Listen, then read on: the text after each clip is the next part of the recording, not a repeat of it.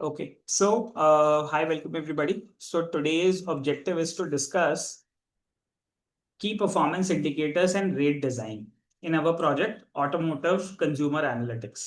ठीक है, so काफी important concept है key performance indicators. जब भी बिजनेस को कोई भी मतलब important measurements करने होते हैं, let's say measurements like progress कैसी हो रही है, जो भी हमारा बिजनेस का ऑब्जेक्टिव है, are we achieving that properly, तो उसको हम केपीआई के थ्रू मेजर्स करते हैं. तो कभी भी किसी प्रोग्रेस को मेजर करने के लिए या कोई भी ऐसा एंटिटी है, और if there is anything, let's say कोई इंटरेस्ट है या प्रोग्रेस है, अगर जब भी आपको उसे मेजर करना है तो हम उसको न्यूमेरिक इंडिकेटर्स में कन्वर्ट कर देते हैं. And that numeric indicators are known as key performance indicators. ठीक है, so KPI is a very common word in data analysis, और हम उसे यूज करते हैं, की परफॉर्मेंस इंडिकेटर बोलते हैं. So by the definition a KPI is a measurable value use to जज progress toward a business objective. ठीक है, सो मान लो हमारा ऑब्जेक्टिव है कि कितना इंटरेस्ट बढ़ रहा है स्पेसिफिक एक कंट्री में या मार्केट में टुवर्ड्स ईवी. ठीक है, अगर ऐसा कुछ मुझे मेजरमेंट करना है तो I would have to have a KPI there. ठीक है, तो अगर मुझे कस्टमर का इंटरेस्ट आइडेंटिफाई करना है कि क्या कस्टमर का इंटरेस्ट प्रोग्रेसिवली बढ़ रहा है टुवर्ड्स ईवी परचेज, तो मैं उसके लिए केपीआई बनाऊंगा और उस केपीआई को मेजरेबल रखूंगा.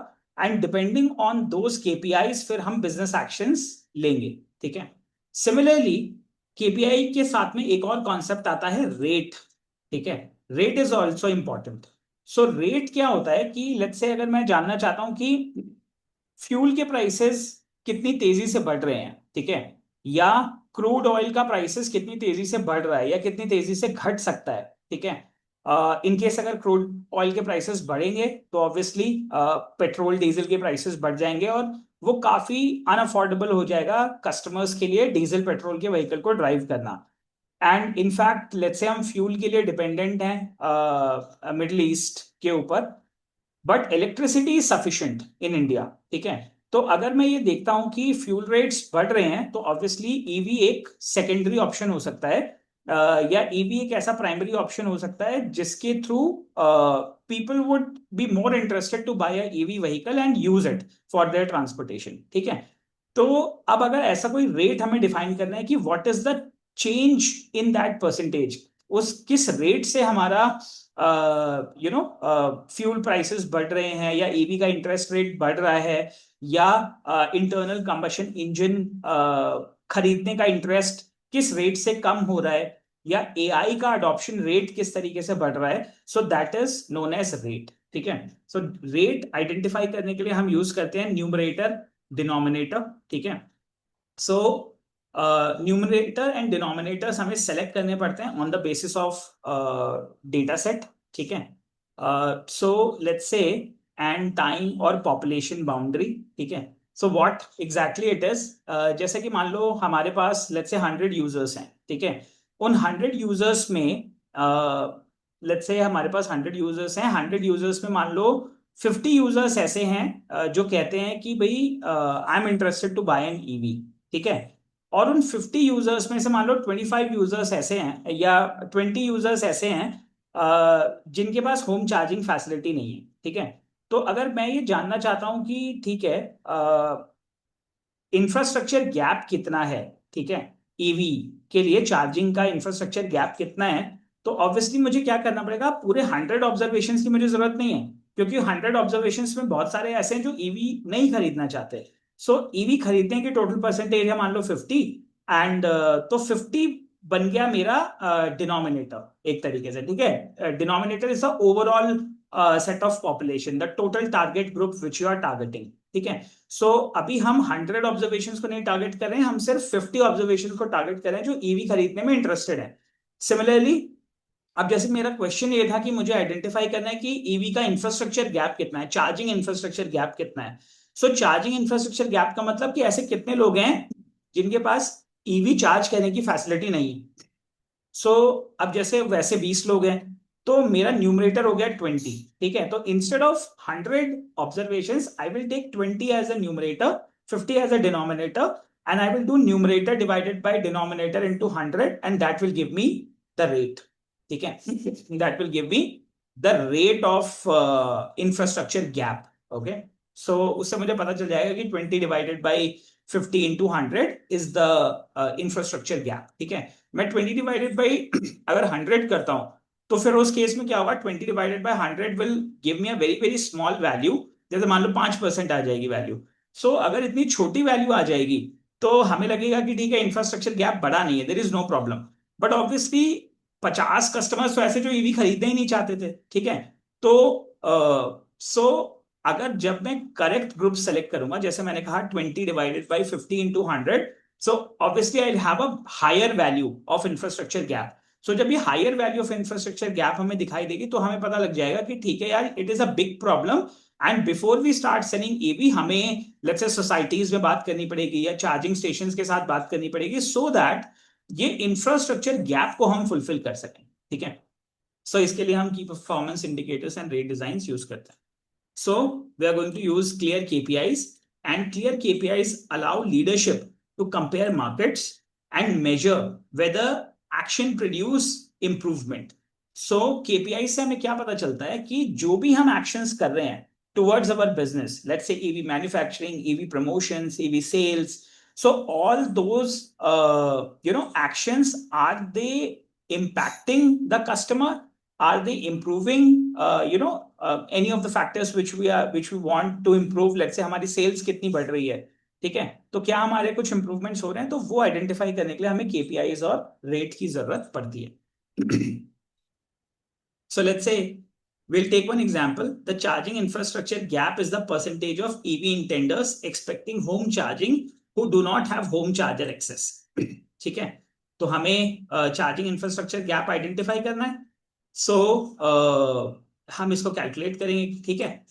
कि what is the numerator, what is the denominator, क्या एक्सक्लूजन्स होंगी, क्या फ्रीक्वेंसी होंगी, क्या कौन ओनर्स होंगे, क्या टारगेट्स होंगे, and then we are going to recalculate that data, ठीक है।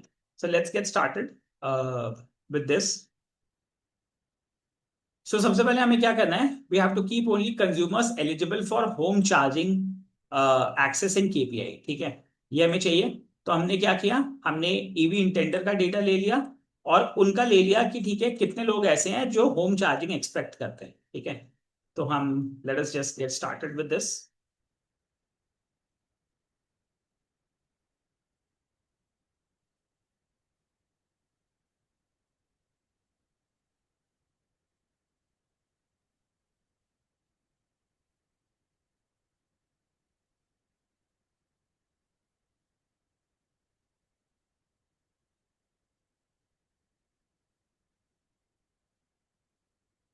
ठीक है, एक टेंशन रेट आ गया।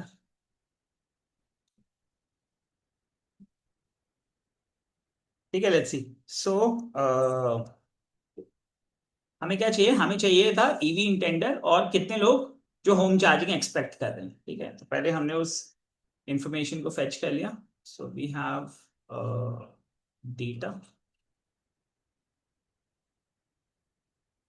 ठीक है। डेटा में हमें मिल गया ईवी इंटेंडर, ठीक है, इक्वल टू 1। ये हमारी पहली कंडीशन हो गई। और दूसरी कंडीशन हो गई हमारी, लेट्स से हम एंड लेंगे। दूसरी कंडीशन हो गई हमारी डेटा में से होम चार्जिंग कितने यूजर्स एक्सपेक्ट कर रहे हैं, ठीक है। Those who aspects home charging, ठीक है। इसमें क्या है, कॉलम का नाम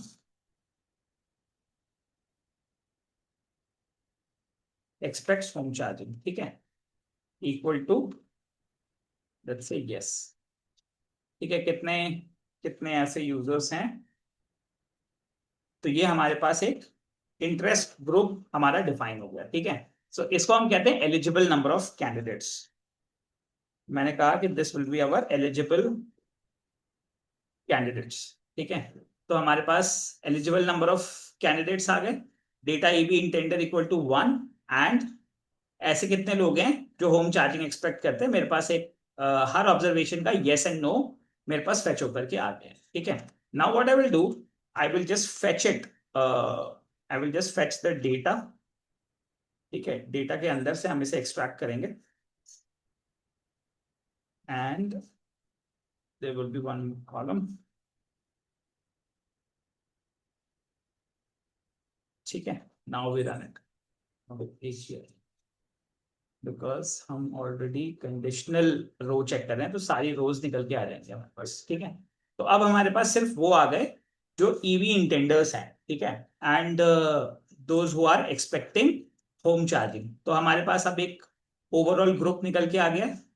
अब जैसे इसमें से हम न्यूमरेटर सेलेक्ट करते हैं। ठीक है, न्यूमरेटर का मतलब है eligible consumers who do not have home charger access. ठीक है, ऐसे कितने लोग हैं जिनको होम चार्जिंग का एक्सेस नहीं है। ठीक है, तो हम अब इसमें से इक्वेट करके निकालेंगे कि कितने ऐसे कस्टमर्स हैं जो कि बोल रहे हैं no, I don't have a home charging access. ठीक है, और हम उस काउंट को कैलकुलेट कर रहे हैं। सो मैंने निकाला एलिजिबल, एलिजिबल के अंदर हमारे पास हो गया होम चार्जर एक्सेस। ठीक है, होम चार्जर एक्सेस में हम चेक करेंगे कि how many of them those who don't have. ठीक है, तो जब हम चेक करेंगे तो हमारे पास एक ट्रू फॉल्स रेट आ जाएगा, हम सम करके निकाल लेंगे। ठीक है, कि देर आर टोटल 221 कस्टमर्स जिनके पास होम चार्जर का एक्सेस नहीं है। So this is our gap count. ठीक है, मान लो ये आपका गैप आइडेंटिफाई हो गया। ठीक है, so that becomes our numerator कि कितने लोग हैं जिनके पास होम चार्जिंग का एक्सेस नहीं है। अब हमें एक कैलकुलेट करना है डिनोमिनेटर। डिनोमिनेटर का मतलब क्या है? All eligible consumers with the question applicable, which means कि कितने हमारे पास टोटल नंबर ऑफ ऑब्जर्वेशन हैं जो ईवी खरीदना चाहते हैं। सो ऑलरेडी हमारे पास एलिजिबल है जिसमें हमारे पास 486 रोज हैं। तो नाउ वी सी कि हमारे पास 221 ऐसे कस्टमर्स हैं जो कि जिनके पास इंफ्रास्ट्रक्चर नहीं है, बट 486 ऐसे हैं जो खरीदना चाहते हैं। तो न्यूमरेटर बिकम्स 221, डिनोमिनेटर बिकम्स 486। ठीक है, तो हमारे पास एक एलिजिबल काउंट आ गया। अब अगर मुझे चेक करना है कि calculate the charging infrastructure gap as percentage, तो मैं करूंगा numerator divided by denominator into 100 and this will give me charging gap percentage. ठीक है, तो अभी अगर हम देखें कि what is the infrastructure gap, what is the actual infrastructure gap, what is the actual infrastructure gap? So this becomes your gap count divided by eligible, sorry, gap count divided by length of eligible, और मैं इसको भी उसमें कर लेता हूं dot as type integer. ठीक है, और इसको भी हम ऐसे कर लेते हैं। ठीक है, सो इनटू 100। सो अब हमें आगे को मिल जाएगा कि ठीक है, जो गैप है दैट इज 45.4%। ठीक है, so let us type cast it into integer. ठीक है, तो हमारे पास आ गया कि 45% इंटीजर, 45% गैप है हमारे पास। ये चलो इंटीजर हटा देता हूं। ठीक है, ऐसे ही आपको मिल गया कि ठीक है, वी हैव गॉट अराउंड 45.47%। इसको हम राउंड कर लेते हैं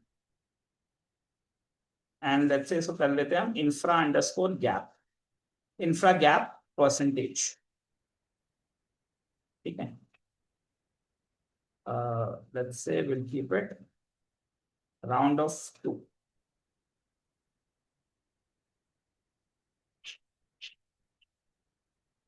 infra underscore gap underscore percentage। ठीक है, राउंड ऑफ 2। ठीक है, एंड इसको हम normally float, S type float कर लो, तो एस टाइप फ्लोट।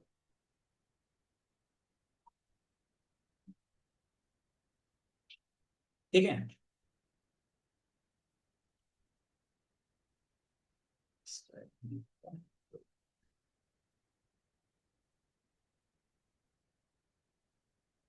ठीक है, सो नॉर्मली फ्लोट कर दिया। सो 45.47% आ गया मेरे पास, ये मेरा इंफ्रास्ट्रक्चर गैप है। ठीक है, लेकिन अगर एक्चुअली हम देखते कि हमारा gap count and overall number of observations में अगर हम चेक करते हैं, ठीक है, not from eligible, from data, ठीक है, तो कितना आ जाता? तो हमें दिखता कि इंफ्रास्ट्रक्चर गैप सिर्फ 0.06% है, ठीक है। सो सबसे इंपॉर्टेंट बात यह है कि अगर आपके पास, आपने न्यूमरेटर और डिनोमिनेटर गलत ले लिया, ठीक है, न्यूमरेटर और डिनोमिनेटर गलत ले लिया अगर आपने, तो ऑब्वियसली क्या होगा कि यू विल इंटू 100 कर देते हैं इसको, परसेंटेज चाहिए हमें, ठीक है, तो परसेंटेज चाहिए हमें, तो परसेंटेज आ रही है 6%। सो अगर हमने क्या किया कि हमारे पास जैसे जिन लोगों के पास होम चार्जिंग एक्सेस नहीं है, और अगर हम इंफ्रास्ट्रक्चर गैप कैलकुलेट करते हैं ओवरऑल 3500 ऑब्जर्वेशन में, तो हमें लगता है कि सिर्फ 6% लोग ऐसे हैं जिनके पास चार्जर एक्सेस नहीं है, ठीक है। बट लेकिन जबकि प्रॉब्लम कितनी बड़ी है, अराउंड 45.47% लोगों के पास चार्जर नहीं है, those who are interested to buy an EV vehicle, ठीक है, क्योंकि उसके अलावा तो जो लोग हैं वो हमारे लिए मीनिंगफुल ही नहीं है। सो these are the kind of information which is very important in order to understand, और ये हमारे लिए बन जाती हैं की performance indicators and the rate, ठीक है, कि what is the infrastructure gap percentage और what is the infrastructure gap rate. So currently हमारे डेटा सेट में जो गैप है वो अराउंड 45.47% है, ठीक है। Okay, so you have to practice this today. Let's keep it till here. Next, we will continue tomorrow in the next session. Next, the objective is to discuss outliers and interquartile range. So this we will take up in the upcoming session.